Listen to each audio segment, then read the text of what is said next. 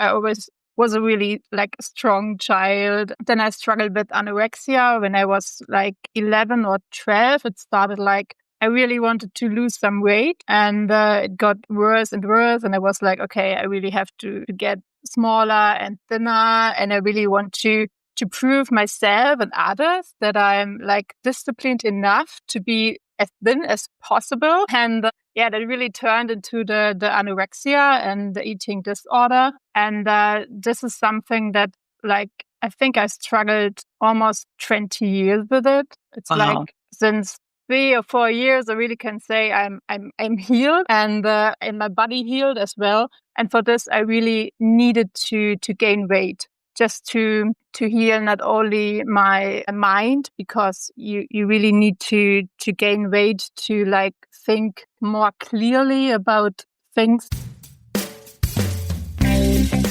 Hi everyone, welcome to the Zone to Speak podcast. I'm your host, Juliana. Hey everyone, before we dive in, a quick shout out to the amazing brands that I use and love. And the best part is, when you shop with them, you are directly supporting this podcast, so I can keep going. Here's the lineup. cyclist, smart pumps for the perfect tire pressure. Down the road, cycling apparel that looks good and performs. New Zest, clean, plant-based protein and nutrition. Oleos, wellness shots with adaptogens and neurotropics for energy, focus, and recovery. Code Age, high-quality supplements like multivitamins, creatine, and collagen. Loop earplugs for travel, sleep, recovery, and noise control. Clearly Not Coffee, a smooth, caffeine-free energy alternative. Heal, quick, plant-based meals for busy or bikepacking days. Shocks, open-ear headphones that keep you safe while training. Frey skincare designed for active people, and sweaty rides. All the links, discounts, and codes are in the episode description, so check them out, grab some great deals, and know you're helping keep Zone to Speak rolling. Now, let's get into the episode. Today on Zone to Speak, I am joined by Leona Kringe, a creator, adventurer, and truth teller who splits her time between rugged trails, YouTube, and chasing honest growth. Leona has been open about her journey with body image and what it takes to find strength, not only in her muscles, but in her mind. From ultra challenge like the Via Race to daily rides, her content is more than just beautiful views. It's about resilience, authenticity, and using the bike and the camera as both sanctuary and platform. I am honored to dive into the highs and lows with her and explore what it means to paddle toward purpose, even when the road is steep. Leona, welcome to Zone to Speak. Hey, great to be here. I'm really honored already hearing your words. Thank you. Nice to be here. Yeah, so happy you're here. We met at Via Race, and I immediately liked you and your vibe and what you stand for. And I knew I wanted to have you on the podcast as a guest because I think you are an amazing writer, an amazing member of our community, and you do have a very amazing journey and message. So thank you for being here. Yes. So you have been really open about your challenges with weight and body image, which in a world of filtered content can feel rare and important. Can you walk me through what your relationship with your body has looked over time?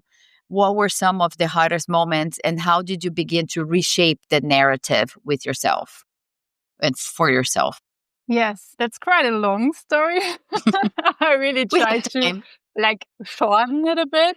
I think from when I was a child, I always had a really bad image of myself or with my body. I always was a really strong child, and then I struggled with anorexia when I was 11 or 12. It started I really wanted to lose some weight, and it got worse and worse. And I was like, okay, I really have to get smaller and thinner, and I really want to to prove myself and others that I'm like disciplined enough to be as thin as possible.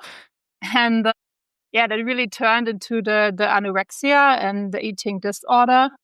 And this is something that, like, I think I struggled almost 20 years with it. It's like since 3 or 4 years, I really can say I'm healed, and my body healed as well.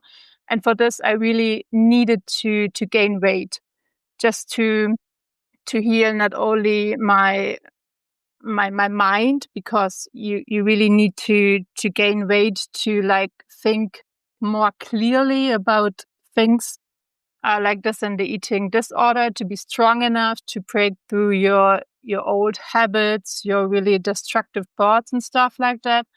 But I also needed to gain weight just to heal the consequences, like osteopenia. I lost my period for about 20 years. I just gained my period back like 1.5 years ago. This is just like, it's crazy. And for this, I really needed to gain this weight. But this also, I needed to change my body image, just to know that I'm strong, although I'm heavier than before. And especially, I think in cycling, that's really just a tricky thing, because you always have the numbers. You're like, okay, if I'm smaller or thinner, I'm faster, especially on the climbs and stuff like that. And what really helped me is that I started to lift weights, to go in the gym, really put muscle mass on. And it's always a bit of a conflict with the cycling stuff. But I really tried to trust myself and to just focus on health and performance, and really in the long-term thing. And yes, that's a bit the story behind of my body image and my wish to really be as authentic as possible about it, because I really know I'm not the only one who struggles with this. You are not. There's so many, especially women, but also men out there who struggle with this and who never step out of this struggle, just stay in this like safety of being thin or smaller or eating less and stuff like that. And that's really sad. Yeah. Well, thanks for sharing that. And I think it's important that we talk about it and hopefully start to create change, which is not easy because it's an inside job. It's like a daily conversation with yourself to be healthy. And that, I don't know, I grew up on the Kate Moss era, which, you needed to be as skinny as possible. And now it's a little bit better. I mean, of course, there's like the filtered of the social world. But, I think maybe it's a little bit better because we have different role models out there with different body types. But it is an inside job of accepting. Like when I never had an eating disorder, but I definitely struggle with wanting to look a different way. And I think sports really helped me, even though I know in cycling or many other sports, you have to, you don't look like a cyclist, or, you need to lose weight to be faster. But it helped me in a way to tell myself, to be kinder to myself and say, look what your body is doing. You are riding your bike 100 kilometers, or you are doing an ultra race, or just trying to be kinder that like this body is enabling me to do so many incredible things, and I shouldn't be treating it so poorly. I shouldn't hate it. I should worship it. Yes. Yeah. Totally. But I think it's really important to be aware of this, how we think we should look like, or how the perfect like cycling body should look like, or athletic body. There's no really way of like, when I look at someone and I think like, perfect body, this person has to be really fit. But that's not the truth. But I think we all are tending to think like this. And so not only for others, but also especially for ourselves. Yeah, 100% agree. Yeah. And we have to think as well that it's just like we are weekend warriors in a way. I know a lot of us are doing a lot of efforts out there and being much more active than a regular person, but we're not pros, we're not like in the world tour. And even world tour athletes gain weight off season because their body type is not sustainable. Yes. So yeah, just keep on telling that to ourselves to know that this is not the norm. Yes, totally. Yeah. Yeah. Yeah. So many endurance athletes talk about weight in terms of performance or aesthetics, but you have made it clear that the mental side is just as big. So how have your perceptions of fitness and ideal body or what should I look like shifted as you do more endurance sports like your rides, ultra races? How do you balance pushing yourself athletically without internalizing harmful expectations? Yes, I'm honest, I'm still trying to find the right balance in it, but I think I needed to learn through some injuries to really change my mind towards the performance and just to think about more about the long-term stuff. I had some stress fractures some years ago. I really broke my bones due to just a normal like fall down the ground. And all of these things just lead towards the change of my mind that I really thought like, okay, this I don't want this to be my future. I just want to have fun on my bike, really want to do this long term for the next like 20, 30 years and so on. And then I also realized that my mind is like limited. I just don't want it to be limited every day, just focusing on weight, on what do I eat, how can I be smaller and stuff like that. I just thought about this is not my life. I don't want to to live like this anymore. When I realized this, I just stepped aside, thought about it, and then I just started working with some experts, especially nutritionists, and they helped me with all of my training and stuff like that, and just teach me how to fuel myself better, just not at the daily baseline. So especially for my training and stuff like that. Yeah. And this was also the first time when I had some performance diagnostic with spiroergometry and stuff like that. And I really realized the first time in my life that I really have like, that my body is amazing. Yeah. Yeah. And I was like, okay, I'm just, it was like a miracle for me. Just to realize. I'm so happy you came to that realization. Yeah. Because some people keep on chasing something that it's probably never achievable. I'm a wellness coach and I talk a lot about that with my clients, that you need to come to their realization that wellness is not having certain looks that are not sustainable or sometimes even achievable. And I also talk a lot about loving yourself. When you look in the mirror, you cannot look at a part that you hate and continue to hate yourself on the daily basis. You need to look at the parts you love and start there. And then eventually becomes a habit that you are grateful for your body and you start to love your body. But of course, you need also, like you said, you have coaches and you start with a nutritionist. It takes sometimes a village for you to have the narrative in your mind in the daily basis. Yes. Yeah. Yes.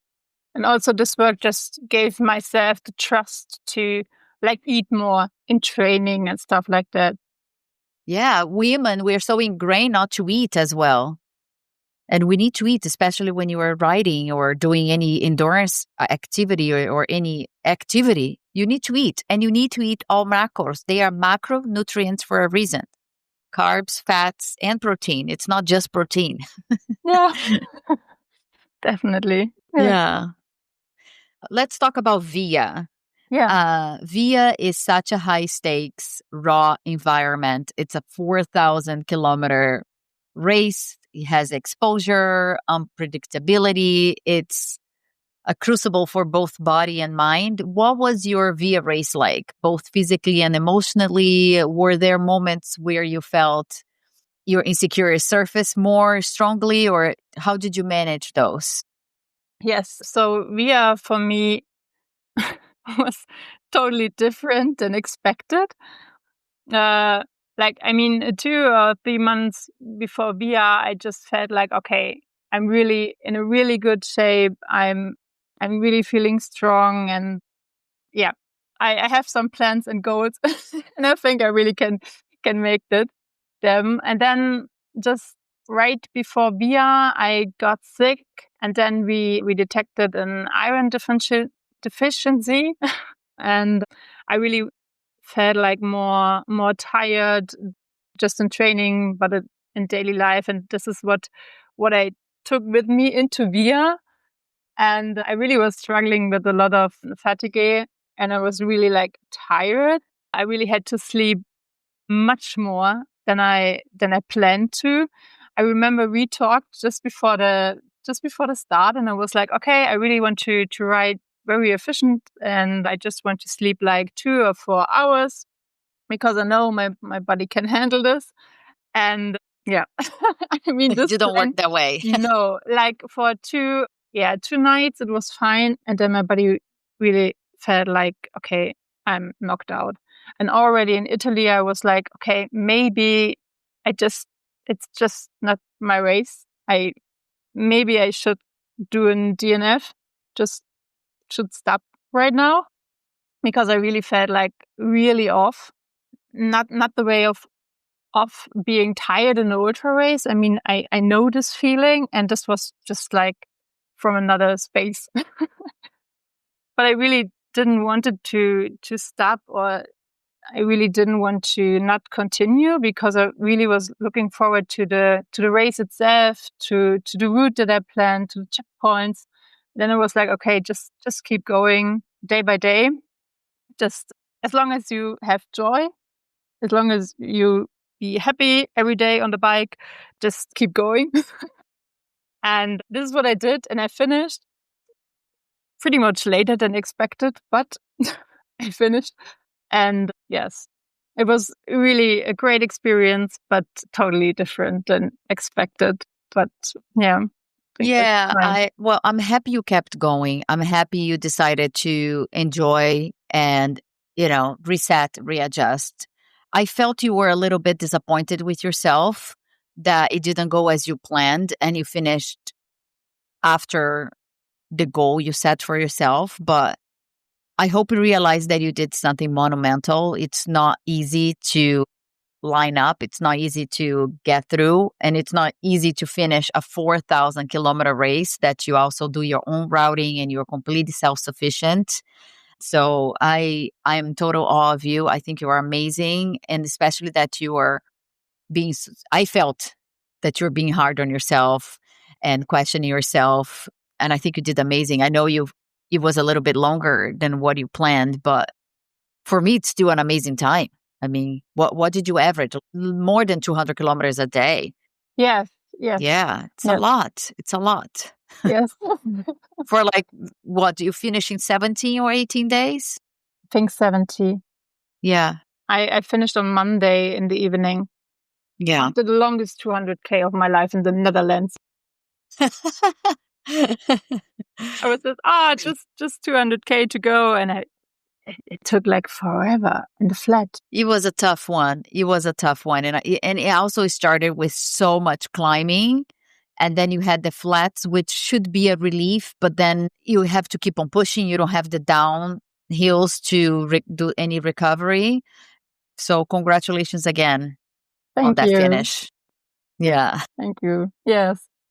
Did you get any of that in camera? I know you have your YouTube channel, which is a space where you share polished and raw moments.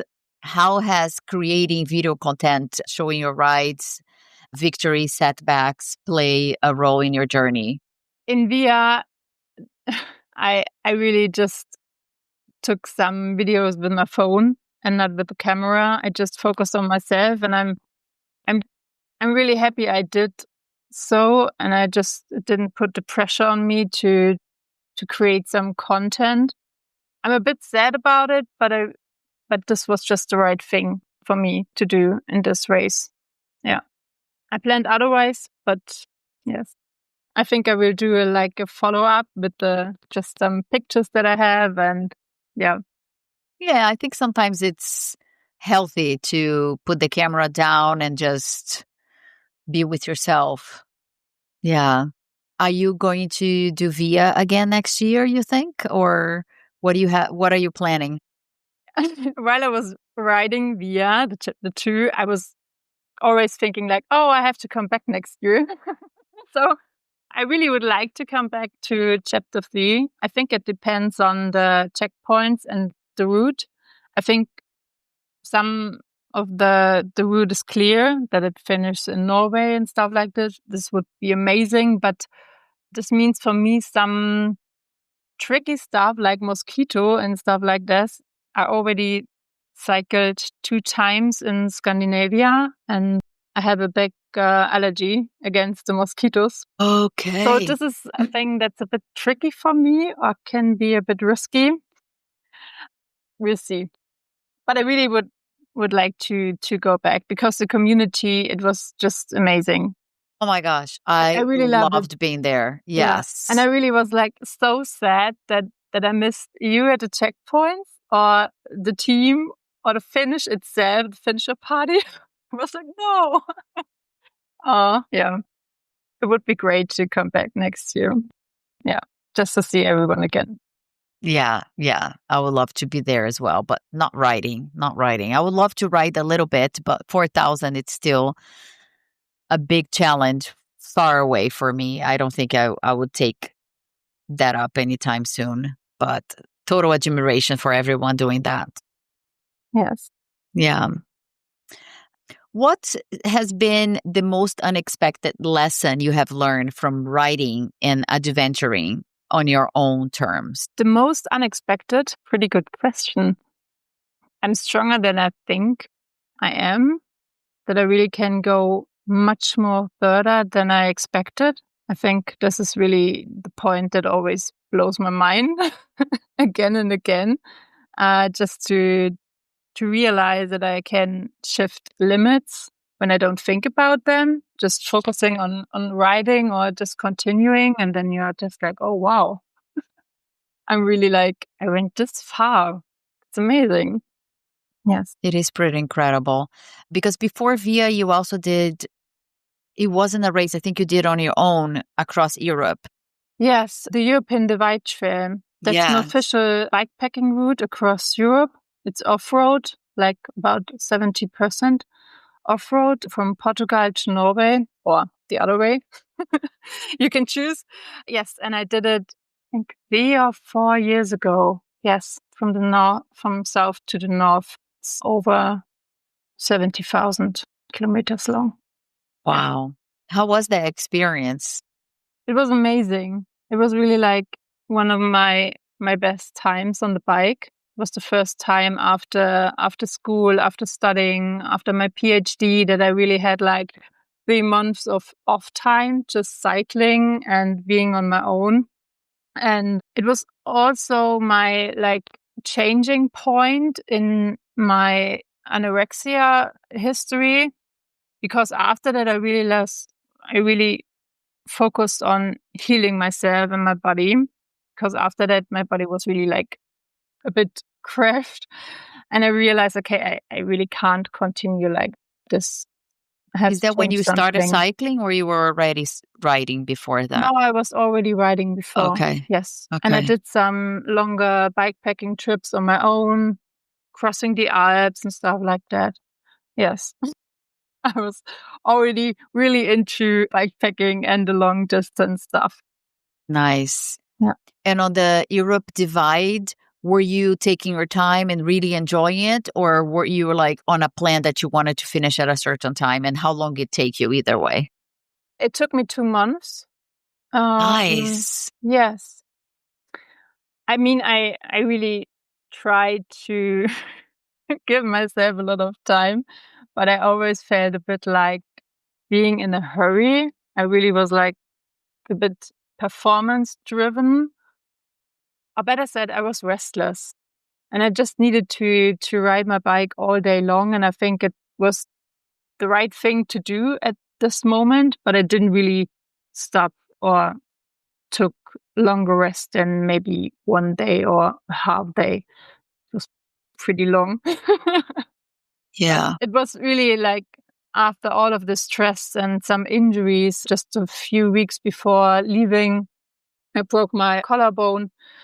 And yeah, I just was happy to just like all day long. But I Yeah. think there was the side of performance driven. And this is the reason I realized, okay, I think I really need to change something. I'm still running a bit away from myself, and I don't want this anymore. Wow. You are very aware of a lot of your feelings. This is really impressive, I feel. Like, I think being aware of all those things, you're like more than halfway there to find, I guess peace within yourself. Yes. Do you still feel now that you're running from something when you're on the bike, or you're finding more peace? Finally, I'm finding more peace. Yes. It really took a long time. And I really needed to break through all of these habits from the anorexia, because I really needed to feel my rights, to see training not as something to burn calories and stuff like that, just to really change the view at it. And this needed a lot of work. It was really it was really hard. I'm sure. I'm But sure it now it's was. really like I don't need to train. I really can just like take rest days, and I'm happy with it. And I really feel like really calm now. Good. No But guilt. yeah, no guilt. Just knowing, okay, I really need this, and I really feel confident and good about it. But like 2 or 3 years ago, it was like impossible for me. I needed to ride my bike every day, or at least getting up of bed and just doing like some hit intervals, or just, yeah, all of this. Running away. Yeah.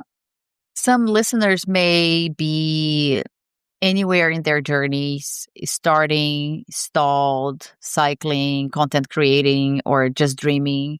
What are some practice or mindsets or routines that you have adopted that help you when your self-criticism was creeping in? Like, is there anything that you think you could share that might resonate with somebody else?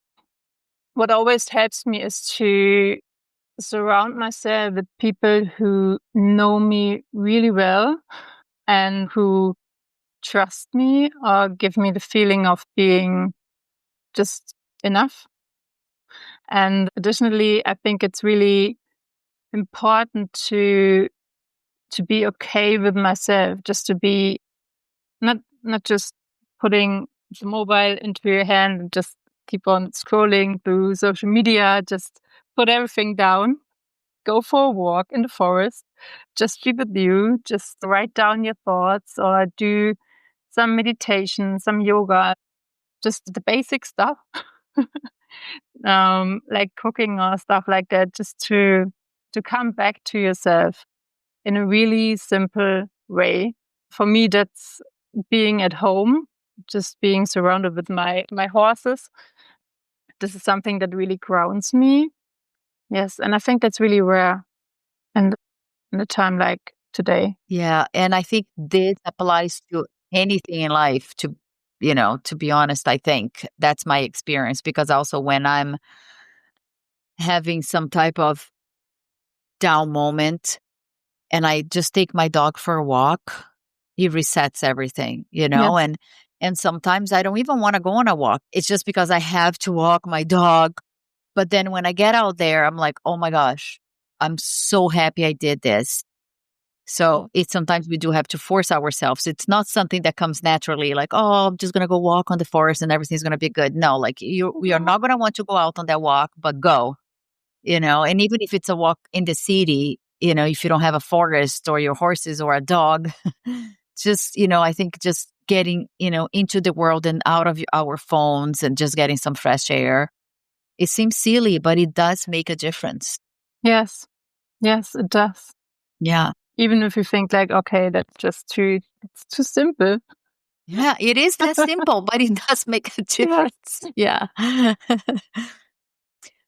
What's on the horizon for you? More races, stories, adventures? How do you envision continuing your impact on your own and for others? Yes. I'm thinking about some races next year, but I'm not really sure about it. Maybe Via, maybe some others. Or maybe I really feel like taking some off time just for me to come back to some old or own adventures that I did before when I just focused on racing like the last 2 or 3 years. And yeah, I really try to just keep on sharing my thoughts and the stories about all of this, even though I'm currently a bit struggling with it, just because I feel like, okay, sometimes it's just good to keep some things for myself and not directly speak about it, just to save some energy and then keep on creating, because this topic is just too important for me to stop sharing my thoughts about it. So Yeah, yeah. please don't stop. I really Yeah. enjoy your content and your Thank stories, you. and I think it's super helpful. Thank you. Yes. I think I always have some thoughts about it, but just maybe that's the social media stuff. You always think like, okay, my content is not important enough, or the other stories are better, or stuff like that. Yeah, I really need to step over this again and again. Yeah, we do. Like I was interviewing a mountain biker, pro mountain biker from the US. Her name is Sonia. She was a guest in the podcast, and she also has a podcast. And she's also a coach. She studied psychology. She's amazing. I love her podcast. And she told me something that was really helpful and it stayed with me. Obviously, I'm talking about it, which is she also was thinking like, oh, is my content relevant? How many people are listening? How many downloads? But then you don't, then she's just like, you know what? What is my What is my purpose here with my content? And it doesn't matter how many likes, we can't be caught up into that. It doesn't matter how many likes. She's doing this for her purpose. And if she's touching one person or 100 or 1,000, doesn't matter, because if you're reaching one person and that person is finding your content relevant and it's helping them somehow, that's why we're doing this. And I think that's you. Maybe I'm assuming, but I feel you very authentic, and you are not doing this for likes or No. to be popular. You're doing this because this is important to you and maybe even cathartic to you to talk about it. Yes. Yes. It's true. Yeah. I So always realize this when I get some DMs on Instagram or emails. Just sometimes the stories are like this long, and just sharing, other people are sharing their whole life to me and their story and their struggles with anorexia or being stuck in sports. How do you, I'm missing the word, addiction. Yeah. yeah.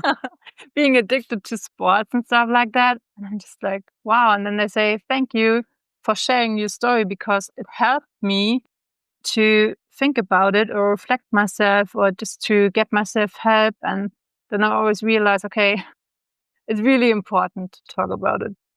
Yeah. Couldn't agree more. Couldn't agree more. Well, Leona, thank you so much for sharing your honesty, vulnerability, and strength. Your story reminds us that cycling and life isn't about having the perfect body or the smoothest road, but about showing up for ourselves even when it's messy or hard. Anyone listening who has ever felt not enough, not thin enough, not fast enough, not strong enough, I hope this conversation reminds you that your place in cycling, in adventure, in community is already here. And I can't thank you enough, Leona. Can't wait to see where your rides and your storytelling take you next. And hopefully our paths cross again, and I'll see you soon. Yes. Thank you. It was a pleasure to be here. Thank you. Thank you.